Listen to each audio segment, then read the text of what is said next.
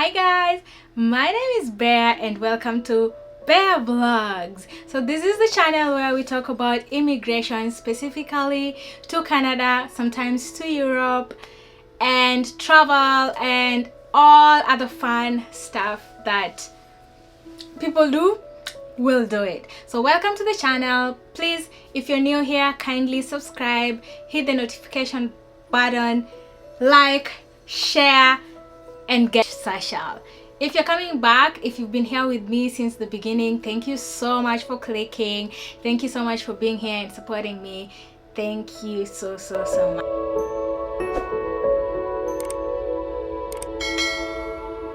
Hi guys, welcome back to the channel. I feel like it's been ages since I had a sit down video. So the weather is cooling down and I have to like dress like this, and yeah, outside is a no-go zone for now.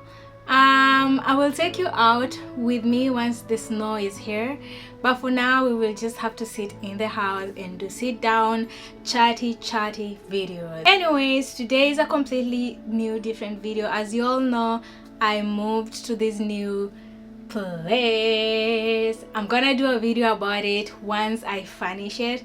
I'm looking for a couch. I haven't gotten a couch yet, so it's still here and there, which is why I haven't shown you guys, but I will do a full furnished house tour, so stay tuned. So on to the video.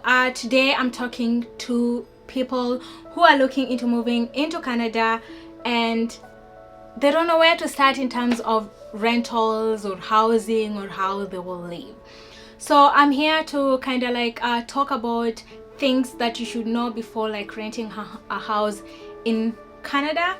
I'm specifically talking to international students who are coming to Canada, and so I'll give you options that are there, and I'll also give you tips or things that you need to look out for when you're looking for a place to stay.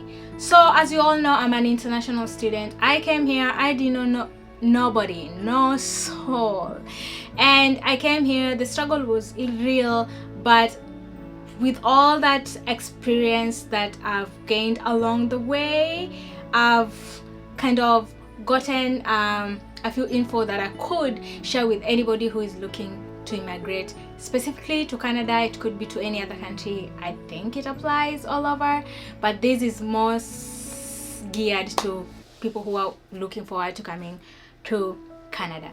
So anyways, there are three options for international students who are coming here on budget.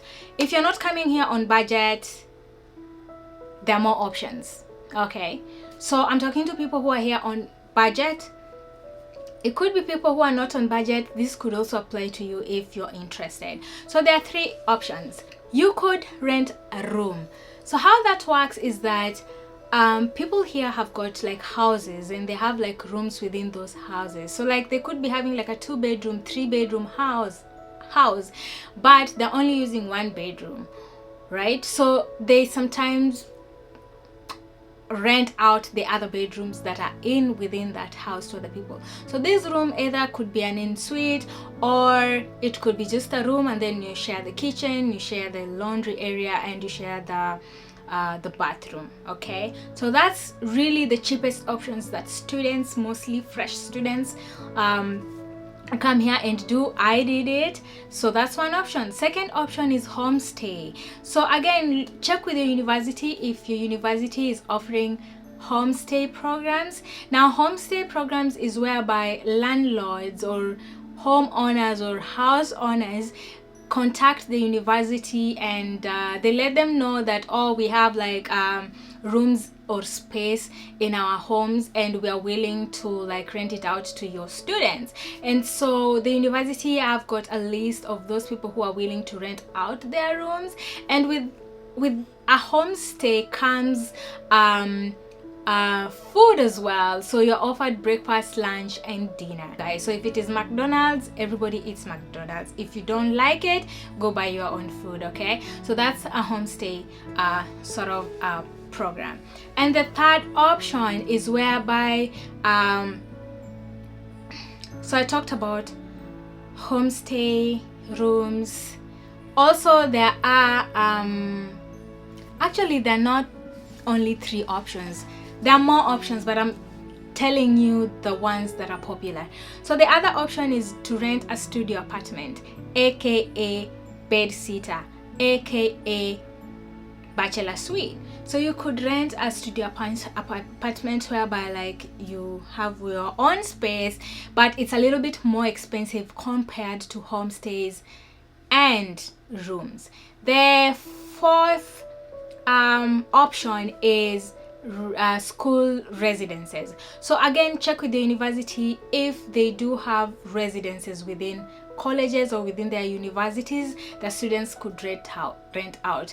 The good thing with this is that you pay it per year, so it is included in your fee. You pay for the whole year and you forget about rent for the whole year until the next academic year. So that's also an option. It is relatively the same as renting a room or homestays in terms of the cost, but in a school residence, most of the time you're going to be sharing either 2 people or 4 people per cube.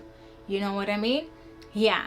The other option is that like if you know people here, then you could rent like a 2-bedroom apartment or a 3-bedroom apartment and then share equally the cost of the rent. So for example, if a 2-bedroom apartment costs like $1,600, then you can divide that amongst the 3 of you if you have friends here. But if you do not have friends here, you could go for the first, second and third option. Okay, so those are the options available, but there are more options available, especially if you're rich. You could rent a whole apartment yourself. There's condos. Again, you could also rent condos and like share with your friends and share the cost of the rent. But again, if you don't want to share, you can rent out your own apartment and live there. That is if you're rich. So those are some of the common options that we have here. So now, having talked about the options, like how do you go about it? So first of all, you have to give yourself at least 2 months before you come here, for just like checking out what is out there, talking to renters, talking to different people who are actually having those options, and like organizing yourself and planning and making appointments, because sometimes they wouldn't let you move in or sign a contract or a lease contract before they see you in person. That happened to me. I was in Kenya, I didn't know anybody here, and I was looking for a place to rent because I was moving here. Obviously, I was talking, there's this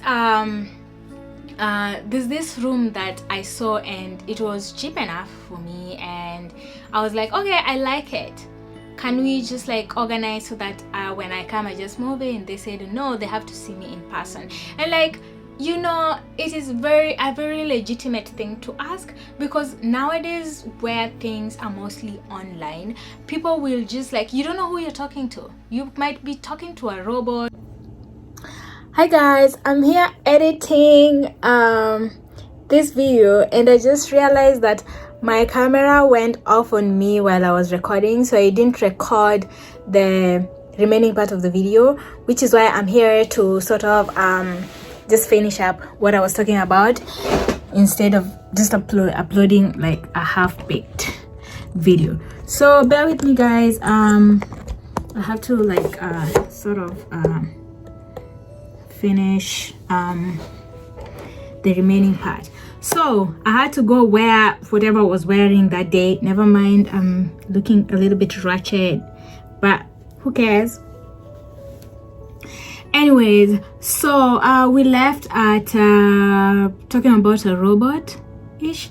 So ideally what I was talking about is that in this era where everything is facilitated by the internet, it's really hard to tell who you're talking to. You could be talking to a robot behind a keyboard somewhere, you know. So it's good. And these people, the homeowners, they want to see who they're talking to. Are you a real person? Are you a robot? Or are you just playing games or a scammer? You know, they really want to see. And also they need to see you for compatibility, because they need to see who is moving into their houses. Like if it is a room, you're going to be sharing the common areas, you're going to be sharing the bathroom sometimes, kitchen. You could be sharing a lot of stuff, and so they need to see who is getting into their houses and verify and see if you are compatible.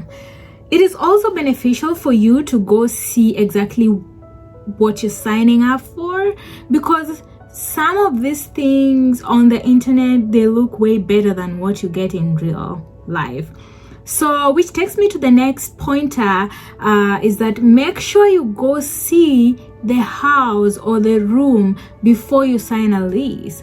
Why? Because some of the times the pictures on the internet could be misleading. So it is a really good practice for you to like come here and go see in person before signing the lease. And so you could be asking then, how do I come there and I don't have anywhere to go, like before I sign a lease or before I meet the homeowner to talk to see all these things? How does that work? Rent Airbnb for like a week or two so that you come here and like take your time, meet the owner, and also just go also and see exactly what you're signing into so that you're sure that this is where you want to spend your time at, because you're going to spend most of your time in these houses or rooms or condos or home shares, whichever you choose. You're going to spend so much time there, so it's good to be sure that that's the place you're choosing to be. So that sort of leads me to the next pointer, which is contracts. So most homeowners here have contracts. So the contract actually states the minimum amount of time or months that you can stay in these places. Some can go for 6 months, some for 1 year. Most popular ones are either 6 months or 1 year. It could be longer, it could be shorter. You cannot just wake up one day and be like, I'm tired of this place, I got a new place, I'm leaving, bye. No, it doesn't work like that. So if you sign this contract, for example, you sign like a 6-month contract, you have to stay there for like at least 6 months, unless there's a very serious reason, which you can prove, then you can leave. Or unless the homeowner kicks you out, again, they also have to have like a very serious reason to back it up. Otherwise, and in that case, they would usually give you like a 1-month notice. Otherwise, you're supposed to stay there for the term of the contract. Okay, so which is why it is very important to sort of come here and be sure, especially if you're signing a contract. The other pointer is that just know that when you're coming here, you need referrals. Finding a house is like looking for a job in this country, and the reason why is because the supply is less than demand. When the supply is less than demand, you know what happens? So there are more people seeking to rent than there are homeowners. So it is competition, and this could easily make somebody be homeless. Like, yo guys, I'm not even kidding. I was literally 3 days away from being homeless. Not because I don't have the money, not because of any other reason, not because I'm a bad person, I'm a bad renter, whatever. Just because I couldn't find a house. I looked everywhere. This house, I got it last minute. Yo, sorry for another day. Anyways, you need referrals, and most homeowners will ask you for at least 2 referrals, and one should be a place you were renting before at least, and the other one should be a person who has known you for a long time, like 2 years or something. The other pointer is they check for, some of them, actually most of them, check for credit ratings. I meant to say credit score. So this is your rating on how you pay your bills. So they want to know if you are capable and in the past you have been paying your bills. That's why they ask for a credit score. Also, sometimes they do ask for like your employment contracts, like where you're employed, is it permanent, is it not? They want to see if you're capable of affording to pay those places. I am aware that maybe from where you're coming from, maybe you were living with your parent can do you a letter, or you could get a guarantor, your parent or whoever is sponsoring you, stating that in the case where you default from paying the rent, they will chip in and pay, so it's hard that way, that's just how it is. it is hard. It's so much work to find a place here. I'm not even kidding. So take your time. You need to start early. Start early. Start really early. I don't want to repeat myself about what I've said before, but it is very important for you guys to really start early. I hope I have exhausted almost all the options and pointers. I don't want this video to be like 20 minutes long, but in case I think of any other thing, I will leave it in the description box, or I'll add it down there. Or if you have any questions regarding renting a room in Canada, just let me know. I will try my best to answer you according to my knowledge and my experience and my friends' experience. So yeah guys, thank you so much for always coming to watch my videos. Thank you for clicking. Thank you a lot. I really appreciate it. Anyways, bye bye.